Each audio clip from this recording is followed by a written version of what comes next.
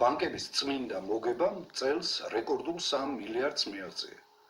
ამ დაქცეულ გაღარიბებულ ქვეყანაში ასეთი ტოტალური კოლოსალური მოგება შესაძლებელია მხოლოდ და მხოლოდ მოქალაქეების მასობრივი ძარცვითა და დაყაჩერებით, რასაც ეს საბანკო მაფია წლებია ახორციელებს ქართველი ხალხის წინააღმდეგ და ეს შემადგენელია იმ ზაკრული გეგმისა, იმ შეთქმულებისა, რომელიც ქართველი ხალხის, ქართველი ერის წინააღმდეგ ხორციელდება, რომ საქართველო დაიცალოს ქართველებისაგან.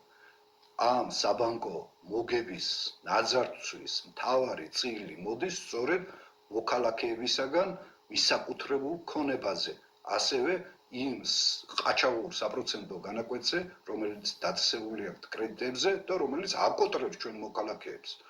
და სწორედ ქონება დაკარგული, გაკოტრებული ჩვენი თანამომემულეები იძულებული არიან გაიხიზნონ ამ ქვეყნიდან და უცხოეთში წავიდნენ თავის გადასარჩენად.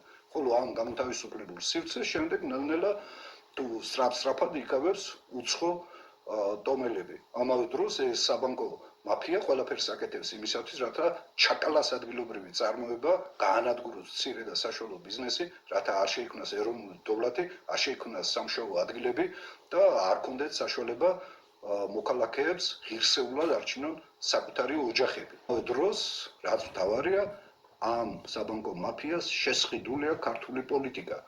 ამ ბანკების უკან დგანან მაფიოზი ოლიგარქები, ივანიშვილით დაწყებული, გაგრძელებული ხაზარაძით, გილაური, რომლებიც ნაყიდი პარტიების მეშვეობით თამაშობენ ოპოზიციონერობას და საერთო ჯამში ემსახურებიან აი იმ ზაკრულ გეგმებს ქართველი ერის წინააღმდეგ, რომელიც ითვალისწინებს ამ ერის გადაშენებას. ეს საბანკო მაფია არ იქნა დამარცხებული, განადგურებული, ასეთი ფორმა, რაც დღეს გააჩნია დაშლილი, სხვა შემთხვევაში ივანიშვილი რო შევცვალოთ კიდევაც მის ადგილს დაიკავებს ახლად გამოჩეკილი ამ საბანკო მაფიის მიერ შერჩეული პერსონა, რომელიც გააგრძელებს კვლავ იგივე დამღუპელ პოლიტიკას. საბანკო სისტემა კაცრად ლაგამამოდებული უნდა იქნეს სახელმწიფოს მიერ. სხვა შემთხვევაში ჩვენ აღმოჩნდებით აი ამ საბანკო მაფიისა და ოლიგარქიის მსხვერპლი. იმედია ამ სახადსაც დაძლევს ქართველი ერი და გავავლავართ განვითარების ახალ სივრცეზე და ახალ გზაზე.